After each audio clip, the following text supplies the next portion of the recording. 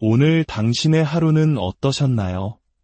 아침 일찍 일어나 분주하게 하루를 시작하고 쉴 틈 없이 달려오다 보니 어느덧 또 저녁이 되지는 않았나요? 그렇게 앞만 보고 달려온 우리에게 문득 은퇴라는 두 글자가 무거운 그림자처럼 다가올 때가 있습니다. 과연 나는 잘 준비하고 있는 걸까? 이대로 괜찮은 걸까? 밤잠을 설치게 하는 막연한 불안감, 오늘 우리가 함께 나눌 이야기는 바로 그 지점에서 시작됩니다. 이 이야기가 당신의 마음에 작은 등불이 되길 바라며 저희 채널의 구독과 좋아요를 통해 더 많은 분들과 이 빛을 나눌 수 있도록 도와주신다면 더 없는 기쁨이겠습니다. 여러분의 앞날에 늘 평안이 가득하기를 기원합니다. 얼마 전 50대 초반의 대기업에서 명예퇴직을 한 후배에게서 전화가 걸려왔습니다. 두둑한 특별퇴직금을 받았기에 과감히 결정했다는 그의 목소리에는 시원함과 함께 미묘한 불안감이 섞여 있었습니다. 불과 1년 전 비슷한 전화를 걸어왔던 친구의 얼굴이 떠올랐습니다. 제 주변만 봐도 퇴직자의 연령이 불과 1년 만에 5살은 낮아진 듯합니다. 코로나 이후 찾아온 최악의 불황 속에서 대기업을 중심으로 한 희망퇴직 뉴스는 4,050 직장인들의 어깨를 더욱 무겁게 짓누릅니다. 바야흐로 은퇴 전성시대입니다. 아니, 원하든 원치 않든 우리 모두가 긴 은퇴 기간을 준비해야만 하는 시대가 되었습니다. 오늘 우리는 이 거대한 전환기 앞에서 가장 먼저 부딪히게 되는 질문, 바로 돈에 대한 이야기를 시작하려 합니다. 은퇴를 위해 과연 얼마가 필요할까요? 수많은 은퇴자들이 겪고 있는 현실적인 돈 문제들은 어떤 모습일까요? 그리고 이 모든 질문의 끝에서 우리가 꿈꾸는 진짜 행복한 부자가 되는 길은 어디에 있을까요? 최근 한 TV 다큐멘터리에서 비춰진 은퇴자들의 모습은 많은 이들에게 충격을 안겨주었습니다. 퇴직 사실조차 자식에게 숨긴 채 매일 아침 출근하는 척집을 나서는 아버지의 쓸쓸한 뒷모습. 수십 통의 이력서를 넣었지만 돌아오는 것은 불합격 통보뿐인 현실. 평생 해본 적 없는 장사에 뛰어들 수밖에 없었던 한 자영업자의 눈물. 그들의 이야기는 결코 남의 이야기가 아니었습니다. 제가 퇴직을 앞둔 직장인들을 대상으로 강연할 때마다 던지는 질문이 있습니다. 오랜 직장 생활을 마치고 퇴직을 앞둔 사람에게 가장 먼저 필요한 것은 무엇일까요? 여러분이라면 어떻게 답하시겠습니까? 열의 9은 망설임 없이 이렇게 대답합니다. 바로 돈, 혹은 경제력이라고 말이죠. 그 뒤를 이어 건강, 취미, 재취업, 인간관계, 그리고 외로움 같은 답변들이 나옵니다.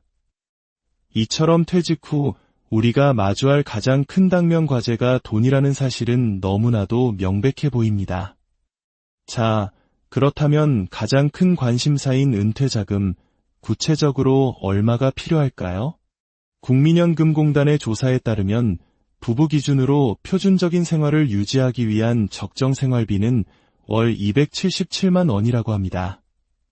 조금 여유 있게 월 300만 원으로 가정하고 은퇴 후 생활기간을 30년, 물가 상승률과 투자 수익률을 감안해 계산하면 약 9억 4천만 원이라는 금액이 나옵니다. 9억 4천만 원. 여러분은 이 돈이면 안정적인 노후를 보낼 수 있다고 생각하시나요? 아마 많은 분들이 고개를 갸웃거릴 것입니다. 현실은 이 숫자보다 훨씬 더 복잡하고 무겁기 때문입니다. 한 50대 시청자분께서 이런 댓글을 남겨주셨습니다. 80대 부모님을 모시고 있는데 유료비 지출이 가장 많습니다. 매달 부모님께 들어가는 돈만 300만 원이 넘어요. 생활비는 정말 쓰기 나름인 것 같습니다. 또 다른 분은 더 구체적인 숫자로 현실의 무게를 알려주셨습니다. 80대 부모님 두 분을 요양원에 모시는데 한 분당 300만 원씩 매달 600만 원이 들어갑니다. 1년이면 7,200만 원입니다. 단순 생계비에 이런 간병비까지 포함하는 것이 진짜 생활비 아닐까요? 두 분의 말씀에 깊이 공감합니다. 제가 말씀드린 9억 4천만 원이라는 숫자는 특별한 질병이 없는 건강한 노년을 전제로 한 표준 값일 뿐입니다. 각자가 처한 환경과 건강 상태, 부모 부양 여부에 따라 필요한 돈은 천차만별로 달라질 수밖에 없습니다. 더욱 안타까운 현실은 한국의 노인 빈곤율이 40%로 OECD 국가 중 압도적인 1위라는 사실입니다. 한강의 기적을 이끌며 국가의 발전을 위해 평생을 헌신했지만 정작 자신의 노후는 준비하지 못했던 우리 부모님 세대의 슬픈 자화상이죠. 65세 이상 노인의 월 평균 연금 수령액은 고작 65만 원에 불과합니다. 이 때문에 65세 이상 취업자 수가 청년층 취업자 수를 앞지르는 기현상까지 벌어지고 있습니다. 생계를 위해 일하는 노인 비중이 무려 78%. 이 숫자들은 우리에게 참으로 암울한 미래를 예고하는 듯합니다. 이런 경제적인 이유로 많은 이들이 퇴직 후 재취업이나 창업에 뛰어들지만 그 길 역시 결코 녹록지 않습니다. 대기업을 다니다 50대 중반에 퇴직한 A씨. 그는 퇴직금 전부를 쏟아부어 카페 창업에 도전했지만 낯선 분야에서 쓴맛을 보고 모든 것을 잃었습니다. 지금은 창업 컨설턴트로 활동할 만큼 전문가가 되었지만 정작 자신의 노후 자금은 아직도 마련하지 못해 막막하다고 토로합니다. 55세에 은퇴한 B씨의 상황도 비슷합니다. 60세까지는 경력을 살려 중소기업 몇 군데를 다녔지만 60세가 넘어가자 그를 받아주는 곳은 아무데도 없었습니다. 결국 평생 해온 일과 전혀 무관한 정부의 노인 일자리를 얻었지만 월급보다 더 견디기 힘든 것은 자신의 존재 가치를 찾을 수 없다는 상실감이었습니다. 한 시청자분께서 남겨주신 긴 글이 유독 마음에 깊이 남았습니다. 그는 이렇게 말했습니다. 우리나라 사람들은 왜 하고 싶은 일을 하지 못하고 은퇴를 맞이할까요? 저 역시 베이비붐 세대로 문학을 가장 좋아했지만 취업을 위해 전기공학을 택했습니다. 지금은 개인 사업을 하고 있지만 여전히 제가 진정으로 즐기는 것은 미술과 음악, 스포츠입니다. 물론 은퇴 후에 하고 싶은 일을 찾는 분도 있지만 수입 문제와 사회의 편견 때문에 현실적으로 진입이 너무 어렵습니다. 교장 선생님을 하시다가 아파트 경비를 하는 분도 있고 대기업 임원 출신이 지자체 공공근로를 하는 경우도 있습니다. 중간에 직업을 바꾸는 것이 너무나 어려운 사회, 특히 자녀 교육비 등으로 지출이 가장 많은 시기에는 꿈을 좇는다는 것 자체가 사치처럼 여겨지죠. 저는 이분의 글에서 우리 모두의 모습을 보았습니다. 경제적인 이유 때문에 가족을 위해 우리는 수없이 많은 하고 싶은 일을 마음속에 묻어두고 살아왔습니다. 저 또한 30년간의 직장 생활을 마치고 조금 일찍 은퇴하며 한 가지 결심을 했습니다. 과거에 했던 일은 다시 하지 않겠다. 더는 그 일이 즐겁지 않았기 때문입니다. 물론 관련 업계에서 여러 제안이 있었지만 몇 년 후에 또다시 똑같은 고민을 하게 될 것을 알기에 모두 거절했습니다. 그리고 돈을 받지 않고 제가 정말 하고 싶었던 글을 쓰고 강연하는 일을 시작했습니다. 처음에는 수입이 거의 없었지만 경험이 쌓이고 저를 찾아주는 분들이 생기면서 금전적인 보상 이상의 큰 보람과 행복을 느끼게 되었습니다. 하고 싶은 일을 한다는 사실 자체에 무게중심을 두자 삶은 전혀 다른 방향으로 흘러가기 시작했습니다. 물론 이것이 정답은 아닙니다. 각자의 삶에 정답은 없으니까요. 다만 우리가 한 가지 명심해야 할 것이 있습니다. 바로 삶의 균형입니다. 많은 이들이 행복한 노후를 위해 건강과 경제력이라는 두 개의 기둥만 튼튼하면 된다고 생각합니다. 하지만 과연 그럴까요? 아닙니다. 돈과 건강은 중요하지만 그것이 전부는 아닙니다. 돈과 건강 외에도 하고 싶은 일, 관계, 사회활동이라는 세 개의 기둥이 더 필요합니다. 이 5가지 영역이 균형을 이룰 때 비로소 우리의 삶은 흔들리지 않고 바로 설 수 있습니다. 식물의 성장에 적용되는 최소량의 법칙이라는 것이 있습니다. 식물이 자라는 데 필요한 여러 영양소 중 가장 부족한 영양소의 양에 의해 전체 성장이 결정된다는 이론입니다. 우리 인생도 마찬가지입니다. 5가지 영역 중 어느 한 가지라도 심각하게 무너지면 다른 영역들이 아무리 뛰어나도 삶 전체의 질은 급격히 떨어지게 됩니다. 가령 건강을 잃으면 돈, 관계, 일, 그 모든 것이 의미를 잃게 되는 것처럼 말이죠. 심지어 모두가 부러워하는 대기업 임원 출신이나 조물주 위에 건물주라 불리는 이들의 삶도 예외는 아닙니다. 한 대기업 임원 출신은 이렇게 말합니다. 임원이라고 경제적으로 풍요롭지 않아요. 높은 연봉만큼 자녀 유학, 고액 과외 등으로 씀씀이가 컸죠. 갑자기 해고 통지를 받고 나면 남은 재산이 별로 없다는 사실에 자괴감에 빠집니다. 퇴직 후엔 모두가 그냥 퇴직자일 뿐인데 과거의 직위에 갇혀 어깨에 힘을 빼지 못하는 사람들이 너무 많아 더 힘들어합니다. 꼬마 빌딩을 매입해 월세 받으며 편안한 노후를 꿈꿨던 한 지인의 이야기는 더욱 씁쓸합니다. 그는 영혼까지 끌어모아 꼬마 빌딩을 샀을 때 밥을 안 먹어도 배가 부를 만큼 행복했다고 합니다. 그러나 행복은 잠시였습니다. 코로나와 금리 인상으로 상권이 무너지자 임차인들은 월세를 미루다 떠나기 일쑤였고 낡은 건물은 시도 때도 없이 말썽을 부렸습니다.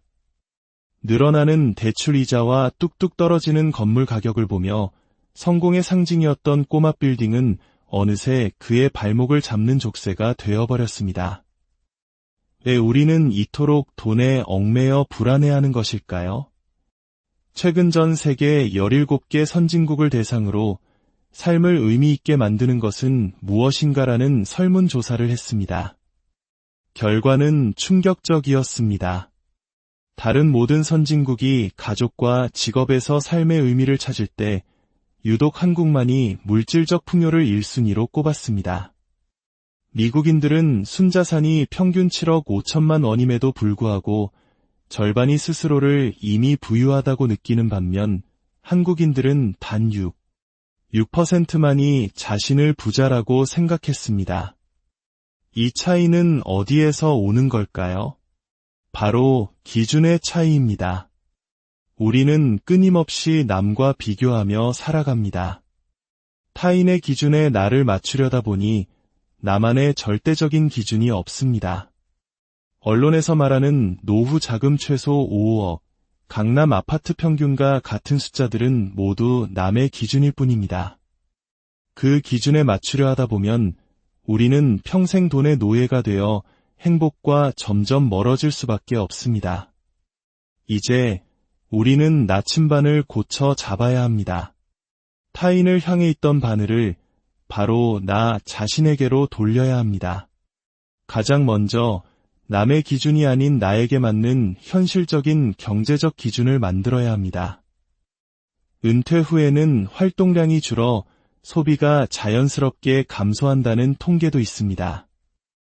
50대 현역 시절 월 431만 원을 쓰던 가구가 60대 은퇴 후에는 226만 원으로 지출이 절반 가까이 줄어든다고 합니다. 나의 생활 패턴과 가치관에 맞춰 현실적인 목표를 세우고 그 기준에 도달했다면 만족할 줄 아는 지혜가 필요합니다. 그리고 비교의 대상을 타인이 아닌 어제의 나로 바꾸어야 합니다. 있는 그대로의 나 자신을 받아들이고 어제보다 조금 더 나아진 오늘의 나를 칭찬하고 격려해야 합니다. 미국의 위대한 시인 마야 안젤로는 이렇게 말했습니다. 남들의 빛을 빌려서 내 빛을 들여다보지 마라. 남을 의식하거나 의존하지 말고 자신의 내면에서 스스로 빛을 발견하여 온전한 자신만의 삶을 살라는 뜻으로 다가옵니다. 만약 지금까지 남과의 비교에 익숙한 삶을 살았다면 바로 오늘이 그 마지막 날임을 선언하십시오. 그것이 바로 나다운 삶을 살기 위한 진정한 시작점이 될 것입니다. 은퇴 후의 삶은 정해진 길이 없습니다. 나만의 기준을 세우고 나답게 살아갈 때 그 기쁨은 세상 그 무엇과도 바꿀 수 없는 커다란 선물이 될 것입니다. 진정한 부자는 통장 잔고가 가장 많은 사람이 아니라 자신만의 기준으로 삶의 5가지 영역을 풍요롭게 채워나가는 사람입니다. 오늘부터 당신만의 기준을 찾아 당신만의 빛나는 인생 후반전을 시작하시길 오늘 당신의 하루는 어떠셨나요? 아침 일찍 일어나 분주하게 하루를 시작하고 쉴 틈 없이 달려오다 보니 어느덧 또 저녁이 되지는 않았나요?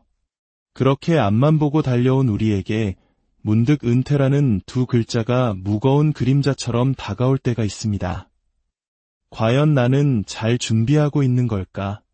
이대로 괜찮은 걸까? 밤잠을 설치게 하는 막연한 불안감, 오늘 우리가 함께 나눌 이야기는 바로 그 지점에서 시작됩니다. 이 이야기가 당신의 마음의 작은 등불이 되길 바라며 저희 채널의 구독과 좋아요를 통해 더 많은 분들과 이 빛을 나눌 수 있도록 도와주신다면 더 없는 기쁨이겠습니다. 여러분의 앞날에 늘 평안이 가득하기를 기원합니다. 얼마 전 50대 초반의 대기업에서 명예퇴직을 한 후배에게서 전화가 걸려왔습니다.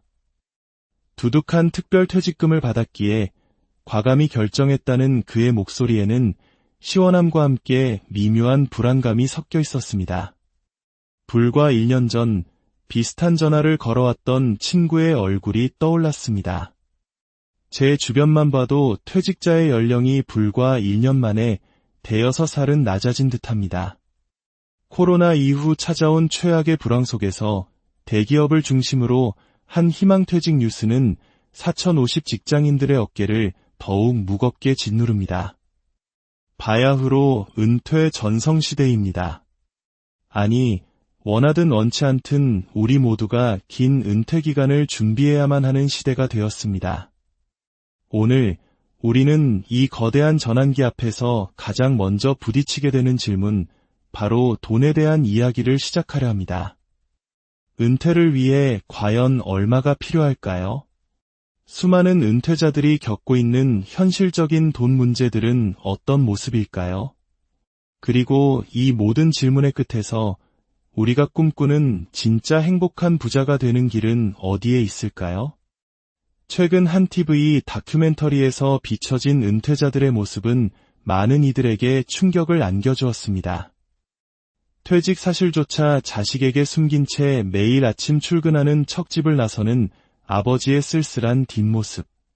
수십 통의 이력서를 넣었지만 돌아오는 것은 불합격 통보뿐인 현실.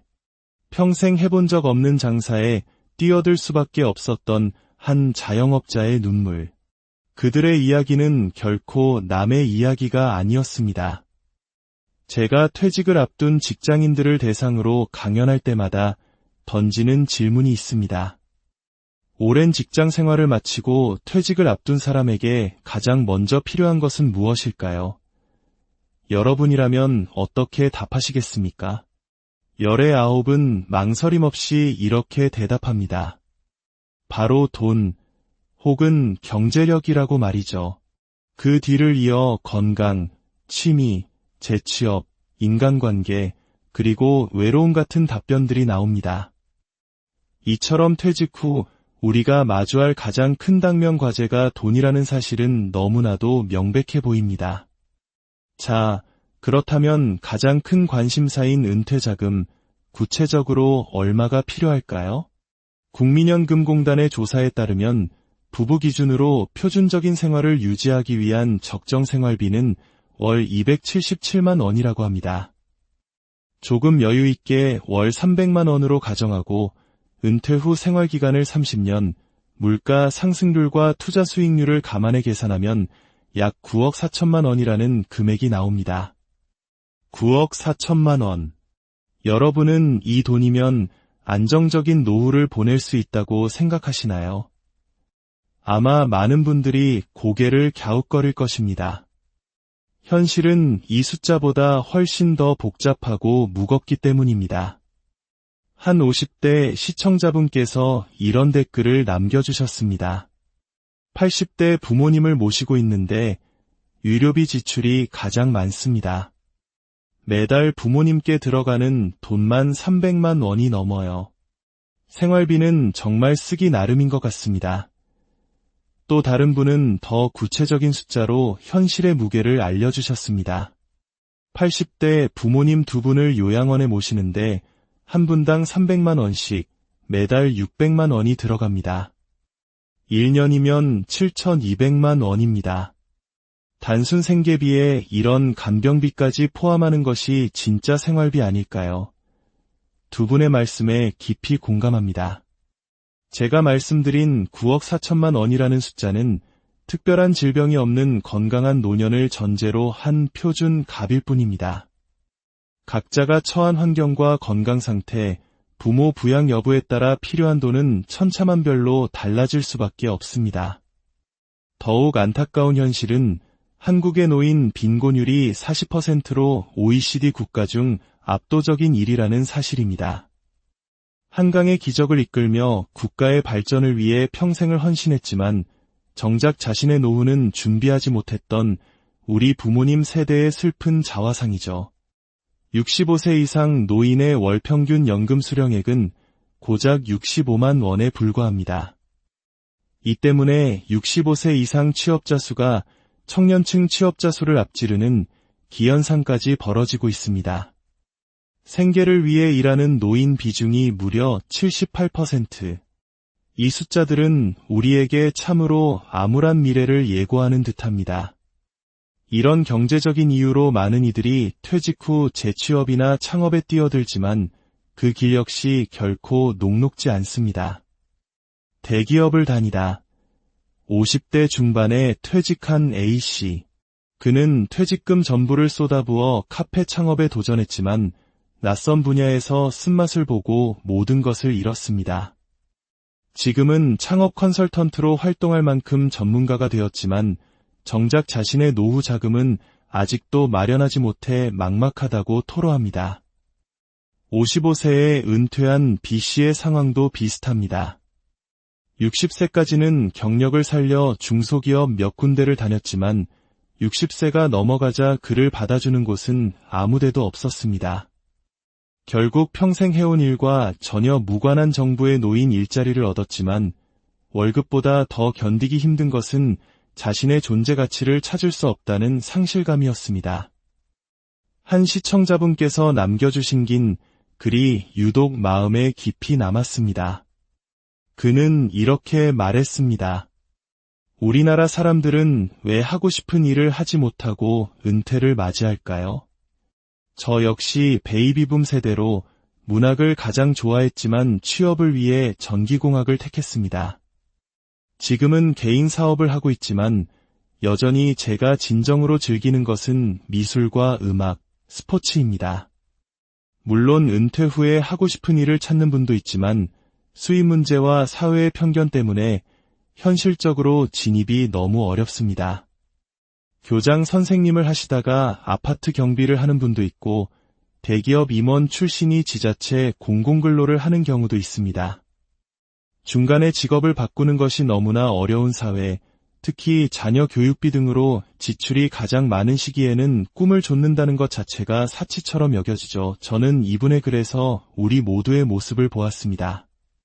경제적인 이유 때문에 가족을 위해 우리는 수없이 많은 하고 싶은 일을 마음속에 묻어두고 살아왔습니다.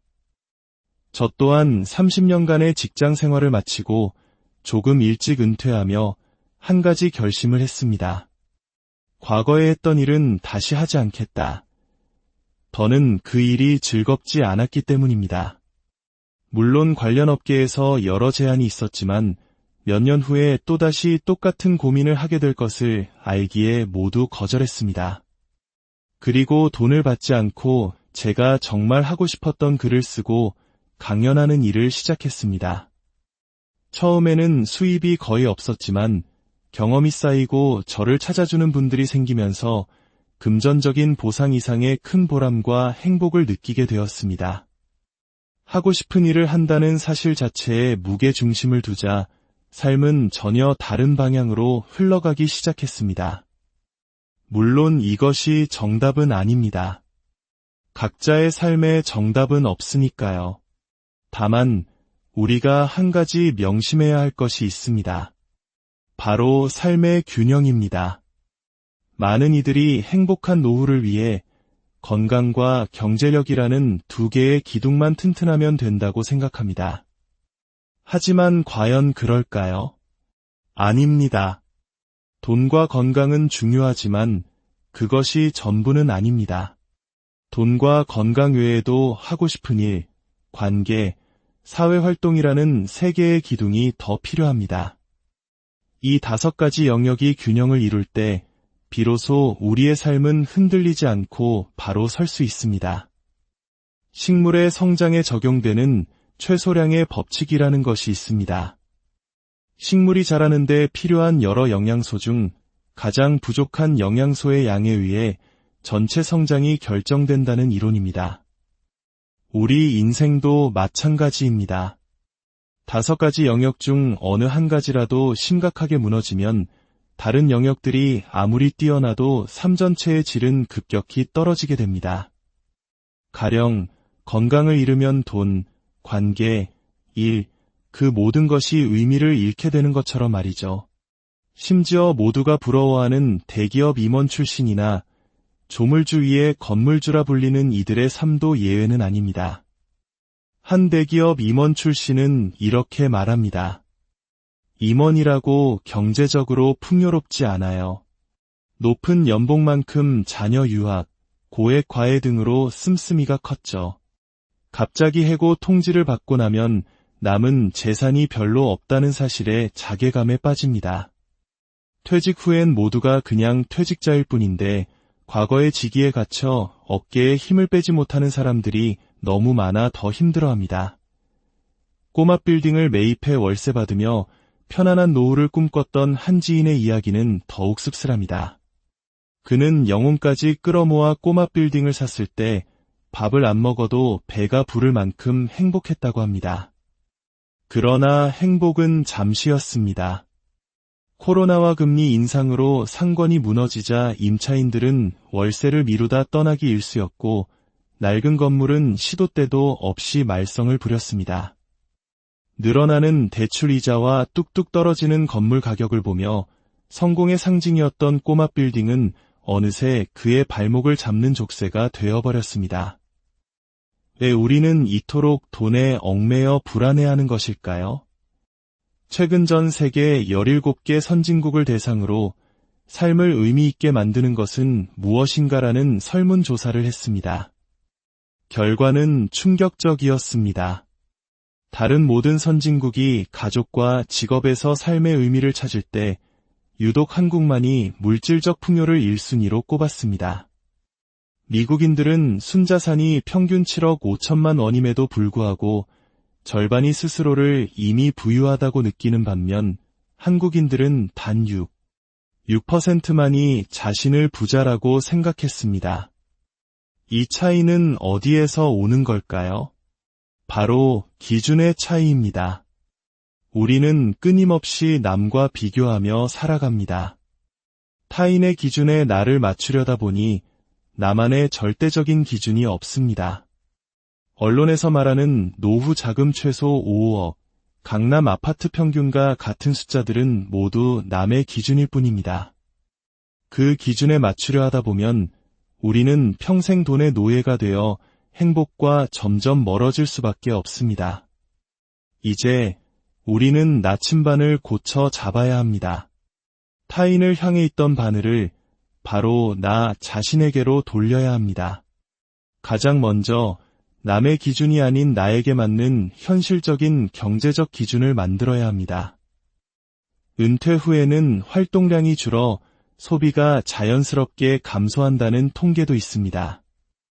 50대 현역 시절 월 431만 원을 쓰던 가구가 60대 은퇴 후에는 226만 원으로 지출이 절반 가까이 줄어든다고 합니다. 나의 생활 패턴과 가치관에 맞춰 현실적인 목표를 세우고 그 기준에 도달했다면 만족할 줄 아는 지혜가 필요합니다. 그리고 비교의 대상을 타인이 아닌 어제의 나로 바꾸어야 합니다. 있는 그대로의 나 자신을 받아들이고 어제보다 조금 더 나아진 오늘의 나를 칭찬하고 격려해야 합니다. 미국의 위대한 시인 마야 안젤로는 이렇게 말했습니다. 남들의 빛을 빌려서 내 빛을 들여다보지 마라. 남을 의식하거나 의존하지 말고 자신의 내면에서 스스로 빛을 발견하여 온전한 자신만의 삶을 살라는 뜻으로 다가옵니다. 만약 지금까지 남과의 비교에 익숙한 삶을 살았다면 바로 오늘이 그 마지막 날임을 선언하십시오. 그것이 바로 나다운 삶을 살기 위한 진정한 시작점이 될 것입니다.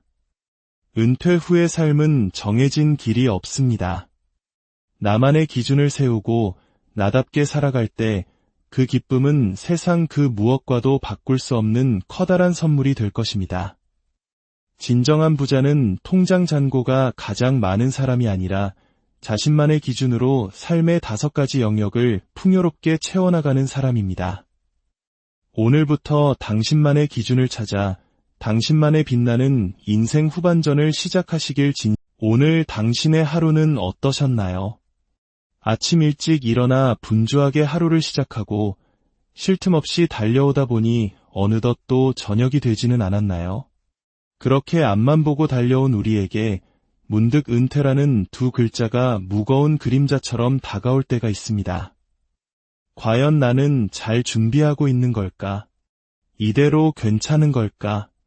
밤잠을 설치게 하는 막연한 불안감, 오늘 우리가 함께 나눌 이야기는 바로 그 지점에서 시작됩니다. 이 이야기가 당신의 마음에 작은 등불이 되길 바라며 저희 채널의 구독과 좋아요를 통해 더 많은 분들과 이 빛을 나눌 수 있도록 도와주신다면 더 없는 기쁨이겠습니다. 여러분의 앞날에 늘 평안이 가득하기를 기원합니다. 얼마 전 50대 초반의 대기업에서 명예퇴직을 한 후배에게서 전화가 걸려왔습니다. 두둑한 특별퇴직금을 받았기에 과감히 결정했다는 그의 목소리에는 시원함과 함께 미묘한 불안감이 섞여 있었습니다. 불과 1년 전 비슷한 전화를 걸어왔던 친구의 얼굴이 떠올랐습니다. 제 주변만 봐도 퇴직자의 연령이 불과 1년 만에 5살은 낮아진 듯합니다. 코로나 이후 찾아온 최악의 불황 속에서 대기업을 중심으로 한 희망퇴직 뉴스는 4,050 직장인들의 어깨를 더욱 무겁게 짓누릅니다. 바야흐로 은퇴 전성시대입니다. 아니, 원하든 원치 않든 우리 모두가 긴 은퇴 기간을 준비해야만 하는 시대가 되었습니다. 오늘 우리는 이 거대한 전환기 앞에서 가장 먼저 부딪히게 되는 질문, 바로 돈에 대한 이야기를 시작하려 합니다. 은퇴를 위해 과연 얼마가 필요할까요? 수많은 은퇴자들이 겪고 있는 현실적인 돈 문제들은 어떤 모습일까요? 그리고 이 모든 질문의 끝에서 우리가 꿈꾸는 진짜 행복한 부자가 되는 길은 어디에 있을까요? 최근 한 TV 다큐멘터리에서 비춰진 은퇴자들의 모습은 많은 이들에게 충격을 안겨주었습니다. 퇴직 사실조차 자식에게 숨긴 채 매일 아침 출근하는 척집을 나서는 아버지의 쓸쓸한 뒷모습. 수십 통의 이력서를 넣었지만 돌아오는 것은 불합격 통보뿐인 현실. 평생 해본 적 없는 장사에 뛰어들 수밖에 없었던 한 자영업자의 눈물. 그들의 이야기는 결코 남의 이야기가 아니었습니다. 제가 퇴직을 앞둔 직장인들을 대상으로 강연할 때마다 던지는 질문이 있습니다. 오랜 직장 생활을 마치고 퇴직을 앞둔 사람에게 가장 먼저 필요한 것은 무엇일까요? 여러분이라면 어떻게 답하시겠습니까? 열의 9은 망설임 없이 이렇게 대답합니다. 바로 돈, 혹은 경제력이라고 말이죠. 그 뒤를 이어 건강, 취미, 재취업, 인간관계, 그리고 외로움 같은 답변들이 나옵니다. 이처럼 퇴직 후 우리가 마주할 가장 큰 당면 과제가 돈이라는 사실은 너무나도 명백해 보입니다. 자, 그렇다면 가장 큰 관심사인 은퇴자금, 구체적으로 얼마가 필요할까요? 국민연금공단의 조사에 따르면 부부 기준으로 표준적인 생활을 유지하기 위한 적정 생활비는 월 277만 원이라고 합니다. 조금 여유 있게 월 300만 원으로 가정하고 은퇴 후 생활기간을 30년, 물가 상승률과 투자 수익률을 감안해 계산하면 약 9억 4천만 원이라는 금액이 나옵니다. 9억 4천만 원. 여러분은 이 돈이면 안정적인 노후를 보낼 수 있다고 생각하시나요? 아마 많은 분들이 고개를 갸웃거릴 것입니다. 현실은 이 숫자보다 훨씬 더 복잡하고 무겁기 때문입니다. 한 50대 시청자분께서 이런 댓글을 남겨주셨습니다. 80대 부모님을 모시고 있는데 유료비 지출이 가장 많습니다. 매달 부모님께 들어가는 돈만 300만 원이 넘어요. 생활비는 정말 쓰기 나름인 것 같습니다. 또 다른 분은 더 구체적인 숫자로 현실의 무게를 알려주셨습니다. 80대 부모님 두 분을 요양원에 모시는데 한 분당 300만 원씩 매달 600만 원이 들어갑니다. 1년이면 7,200만 원입니다. 단순 생계비에 이런 간병비까지 포함하는 것이 진짜 생활비 아닐까요? 두 분의 말씀에 깊이 공감합니다. 제가 말씀드린 9억 4천만 원이라는 숫자는 특별한 질병이 없는 건강한 노년을 전제로 한 표준 값일 뿐입니다. 각자가 처한 환경과 건강 상태, 부모 부양 여부에 따라 필요한 돈은 천차만별로 달라질 수밖에 없습니다. 더욱 안타까운 현실은 한국의 노인 빈곤율이 40%로 OECD 국가 중 압도적인 1위라는 사실입니다. 한강의 기적을 이끌며 국가의 발전을 위해 평생을 헌신했지만 정작 자신의 노후는 준비하지 못했던 우리 부모님 세대의 슬픈 자화상이죠. 65세 이상 노인의 월 평균 연금 수령액은 고작 65만 원에 불과합니다. 이 때문에 65세 이상 취업자 수가 청년층 취업자 수를 앞지르는 기현상까지 벌어지고 있습니다. 생계를 위해 일하는 노인 비중이 무려 78%. 이 숫자들은 우리에게 참으로 암울한 미래를 예고하는 듯합니다. 이런 경제적인 이유로 많은 이들이 퇴직 후 재취업이나 창업에 뛰어들지만 그 길 역시 결코 녹록지 않습니다. 대기업을 다니다 50대 중반에 퇴직한 A씨.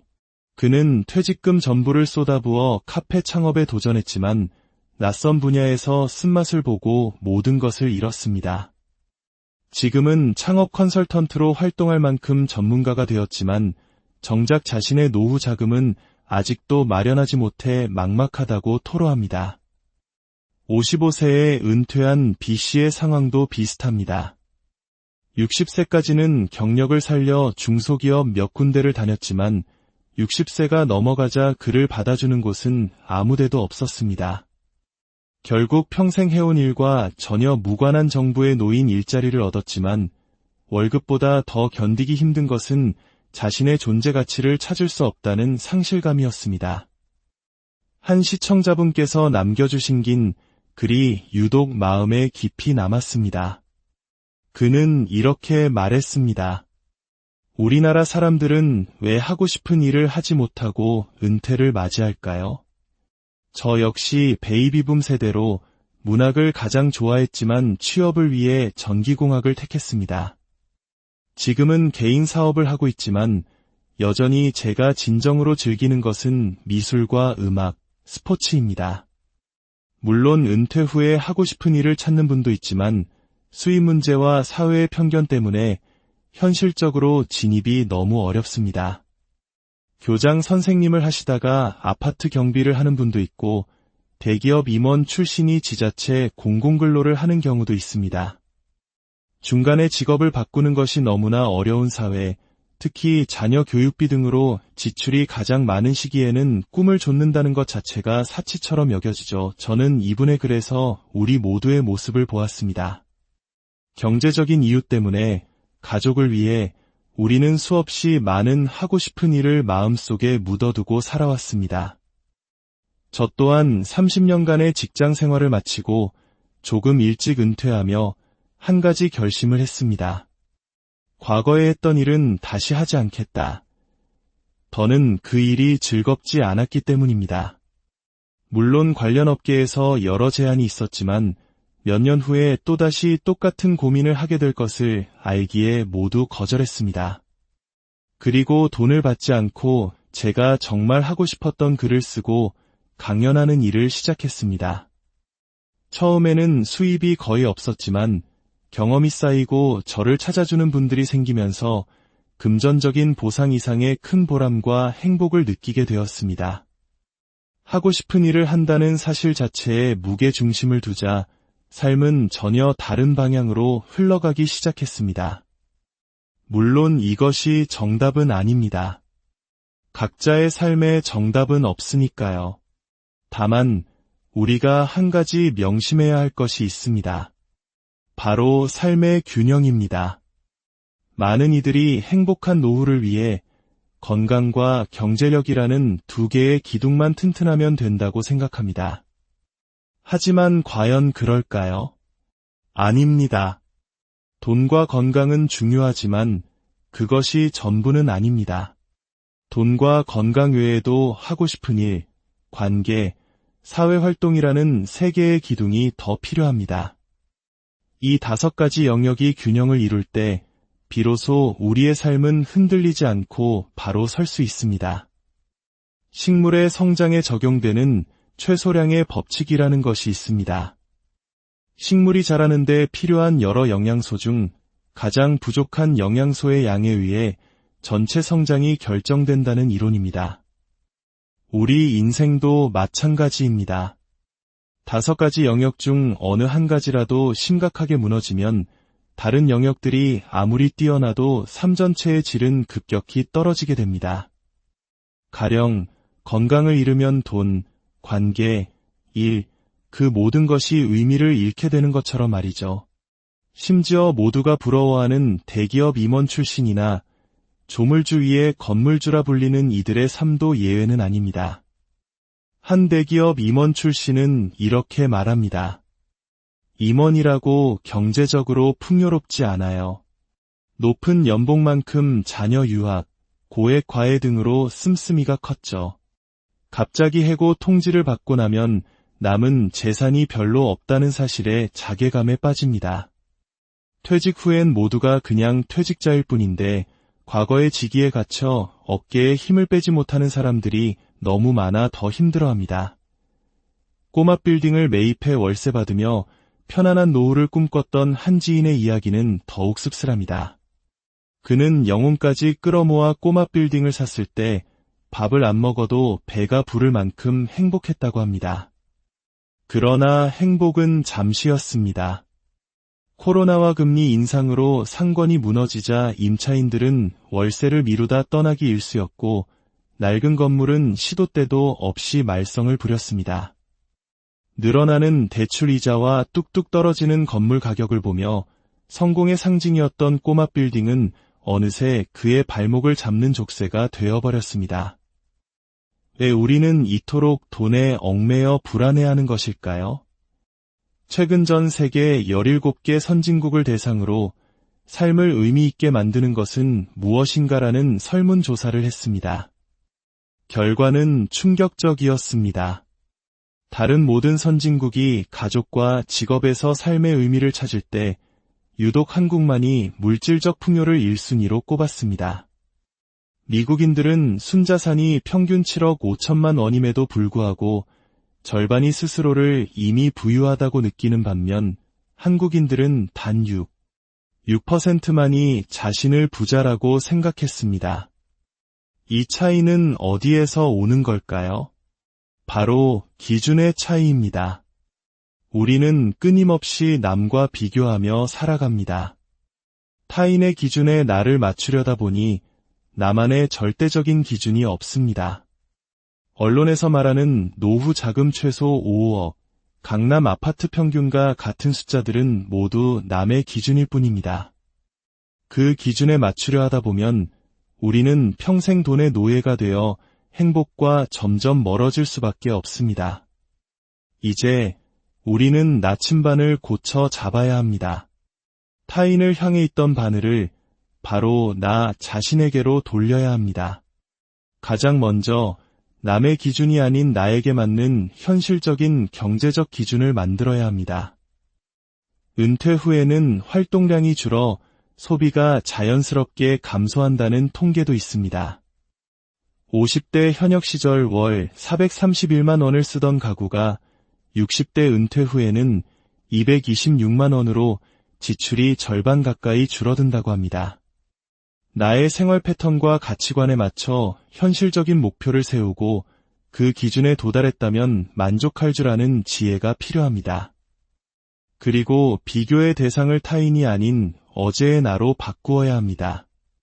있는 그대로의 나 자신을 받아들이고 어제보다 조금 더 나아진 오늘의 나를 칭찬하고 격려해야 합니다. 미국의 위대한 시인 마야 안젤로는 이렇게 말했습니다. 남들의 빛을 빌려서 내 빛을 들여다보지 마라. 남을 의식하거나 의존하지 말고 자신의 내면에서 스스로 빛을 발견하여 온전한 자신만의 삶을 살라는 뜻으로 다가옵니다. 만약 지금까지 남과의 비교에 익숙한 삶을 살았다면 바로 오늘이 그 마지막 날임을 선언하십시오. 그것이 바로 나다운 삶을 살기 위한 진정한 시작점이 될 것입니다.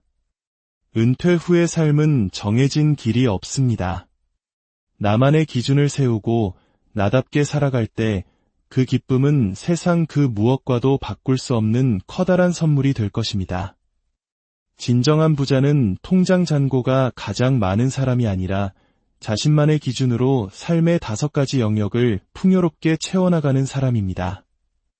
오늘부터 당신만의 기준을 찾아 당신만의 빛나는 인생 후반전을 시작하시길 오늘 당신의 하루는 어떠셨나요?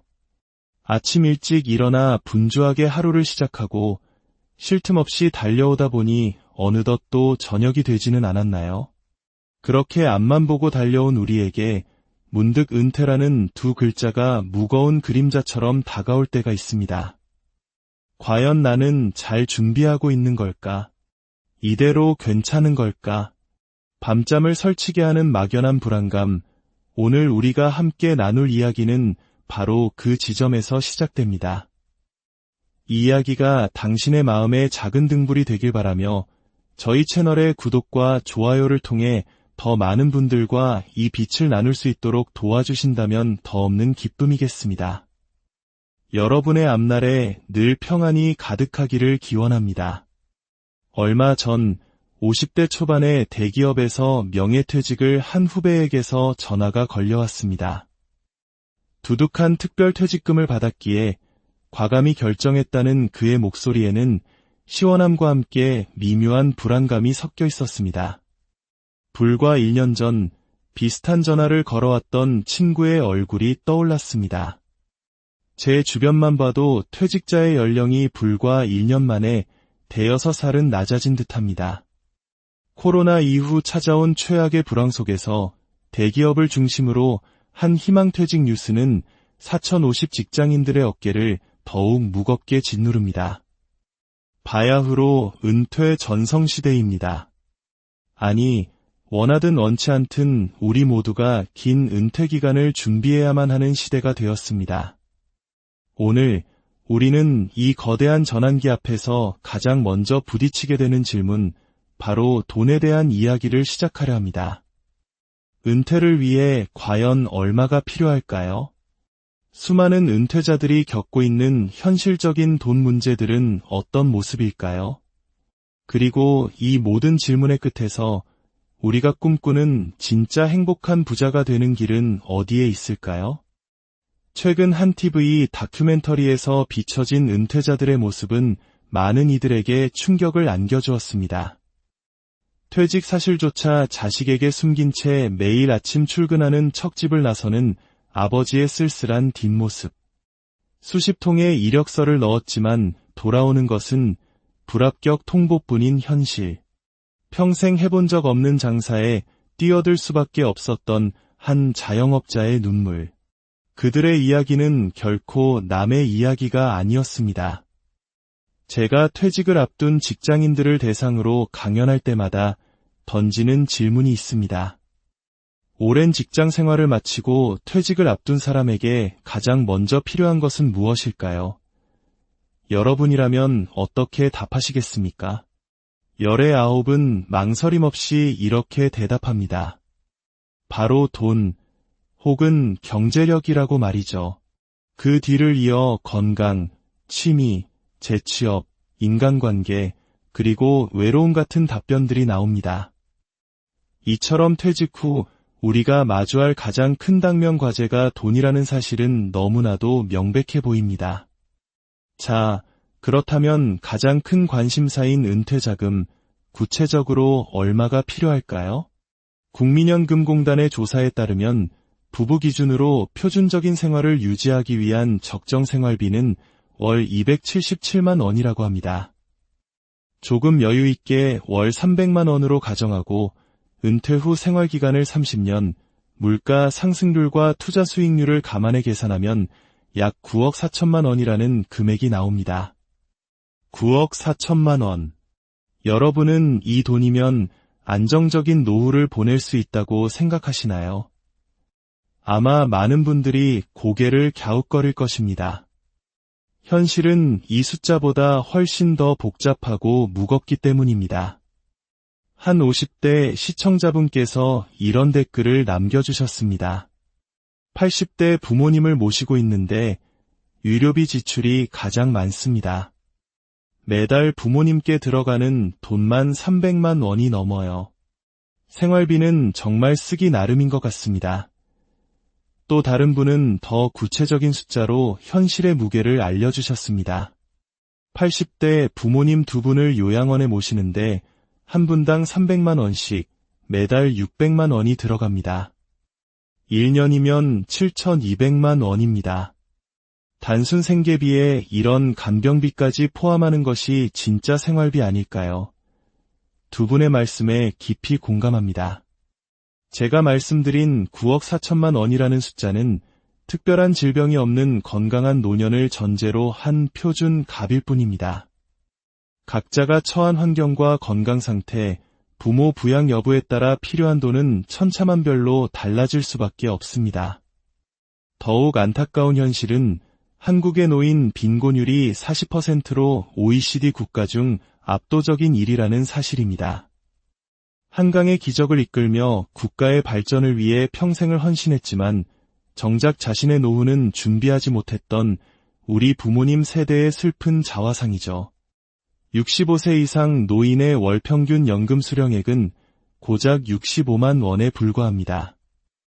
이 때문에 65세 이상 취업자 수가 청년층 취업자 수를 앞지르는 기현상까지 벌어지고 있습니다. 생계를 위해 일하는 노인 비중이 무려 78%. 이 숫자들은 우리에게 참으로 암울한 미래를 예고하는 듯합니다. 이런 경제적인 이유로 많은 이들이 퇴직 후 재취업이나 창업에 뛰어들지만 그 길 역시 결코 녹록지 않습니다. 대기업을 다니다 50대 중반에 퇴직한 A씨. 그는 퇴직금 전부를 쏟아부어 카페 창업에 도전했지만 낯선 분야에서 쓴맛을 보고 모든 것을 잃었습니다. 지금은 창업 컨설턴트로 활동할 만큼 전문가가 되었지만 정작 자신의 노후 자금은 아직도 마련하지 못해 막막하다고 토로합니다. 55세에 은퇴한 B씨의 상황도 비슷합니다. 60세까지는 경력을 살려 중소기업 몇 군데를 다녔지만 60세가 넘어가자 그를 받아주는 곳은 아무데도 없었습니다. 결국 평생 해온 일과 전혀 무관한 정부의 노인 일자리를 얻었지만 월급보다 더 견디기 힘든 것은 자신의 존재 가치를 찾을 수 없다는 상실감이었습니다. 한 시청자분께서 남겨주신 긴 글이 유독 마음에 깊이 남았습니다. 그는 이렇게 말했습니다. 우리나라 사람들은 왜 하고 싶은 일을 하지 못하고 은퇴를 맞이할까요? 저 역시 베이비붐 세대로 문학을 가장 좋아했지만 취업을 위해 전기공학을 택했습니다. 지금은 개인 사업을 하고 있지만 여전히 제가 진정으로 즐기는 것은 미술과 음악, 스포츠입니다. 물론 은퇴 후에 하고 싶은 일을 찾는 분도 있지만 수입 문제와 사회의 편견 때문에 현실적으로 진입이 너무 어렵습니다. 교장 선생님을 하시다가 아파트 경비를 하는 분도 있고 대기업 임원 출신이 지자체 공공근로를 하는 경우도 있습니다. 중간에 직업을 바꾸는 것이 너무나 어려운 사회, 특히 자녀 교육비 등으로 지출이 가장 많은 시기에는 꿈을 좇는다는 것 자체가 사치처럼 여겨지죠. 저는 이분의 글에서 우리 모두의 모습을 보았습니다. 경제적인 이유 때문에 가족을 위해 우리는 수없이 많은 하고 싶은 일을 마음속에 묻어두고 살아왔습니다. 저 또한 30년간의 직장 생활을 마치고 조금 일찍 은퇴하며 한 가지 결심을 했습니다. 과거에 했던 일은 다시 하지 않겠다. 더는 그 일이 즐겁지 않았기 때문입니다. 물론 관련 업계에서 여러 제안이 있었지만 몇 년 후에 또다시 똑같은 고민을 하게 될 것을 알기에 모두 거절했습니다. 그리고 돈을 받지 않고 제가 정말 하고 싶었던 글을 쓰고 강연하는 일을 시작했습니다. 처음에는 수입이 거의 없었지만 경험이 쌓이고 저를 찾아주는 분들이 생기면서 금전적인 보상 이상의 큰 보람과 행복을 느끼게 되었습니다. 하고 싶은 일을 한다는 사실 자체에 무게중심을 두자 삶은 전혀 다른 방향으로 흘러가기 시작했습니다. 물론 이것이 정답은 아닙니다. 각자의 삶에 정답은 없으니까요. 다만 우리가 한 가지 명심해야 할 것이 있습니다. 바로 삶의 균형입니다. 많은 이들이 행복한 노후를 위해 건강과 경제력이라는 두 개의 기둥만 튼튼하면 된다고 생각합니다. 하지만 과연 그럴까요? 아닙니다. 돈과 건강은 중요하지만 그것이 전부는 아닙니다. 돈과 건강 외에도 하고 싶은 일, 관계, 사회활동이라는 세 개의 기둥이 더 필요합니다. 이 5가지 영역이 균형을 이룰 때 비로소 우리의 삶은 흔들리지 않고 바로 설 수 있습니다. 식물의 성장에 적용되는 최소량의 법칙이라는 것이 있습니다. 식물이 자라는 데 필요한 여러 영양소 중 가장 부족한 영양소의 양에 의해 전체 성장이 결정된다는 이론입니다. 우리 인생도 마찬가지입니다. 5가지 영역 중 어느 한 가지라도 심각하게 무너지면 다른 영역들이 아무리 뛰어나도 삶 전체의 질은 급격히 떨어지게 됩니다. 가령 건강을 잃으면 돈, 관계, 일, 그 모든 것이 의미를 잃게 되는 것처럼 말이죠. 심지어 모두가 부러워하는 대기업 임원 출신이나 조물주 위에 건물주라 불리는 이들의 삶도 예외는 아닙니다. 한 대기업 임원 출신은 이렇게 말합니다. 임원이라고 경제적으로 풍요롭지 않아요. 높은 연봉만큼 자녀 유학, 고액 과외 등으로 씀씀이가 컸죠. 갑자기 해고 통지를 받고 나면 남은 재산이 별로 없다는 사실에 자괴감에 빠집니다. 퇴직 후엔 모두가 그냥 퇴직자일 뿐인데 과거의 직위에 갇혀 어깨에 힘을 빼지 못하는 사람들이 너무 많아 더 힘들어합니다. 꼬마 빌딩을 매입해 월세 받으며 편안한 노후를 꿈꿨던 한 지인의 이야기는 더욱 씁쓸합니다. 그는 영혼까지 끌어모아 꼬마 빌딩을 샀을 때 밥을 안 먹어도 배가 부를 만큼 행복했다고 합니다. 그러나 행복은 잠시였습니다. 코로나와 금리 인상으로 상권이 무너지자 임차인들은 월세를 미루다 떠나기 일쑤였고 낡은 건물은 시도 때도 없이 말썽을 부렸습니다. 늘어나는 대출이자와 뚝뚝 떨어지는 건물 가격을 보며 성공의 상징이었던 꼬마 빌딩은 어느새 그의 발목을 잡는 족쇄가 되어버렸습니다. 왜 우리는 이토록 돈에 얽매여 불안해하는 것일까요? 최근 전 세계 17개 선진국을 대상으로 삶을 의미 있게 만드는 것은 무엇인가라는 설문조사를 했습니다. 결과는 충격적이었습니다. 다른 모든 선진국이 가족과 직업에서 삶의 의미를 찾을 때 유독 한국만이 물질적 풍요를 1순위로 꼽았습니다. 미국인들은 순자산이 평균 7억 5천만 원임에도 불구하고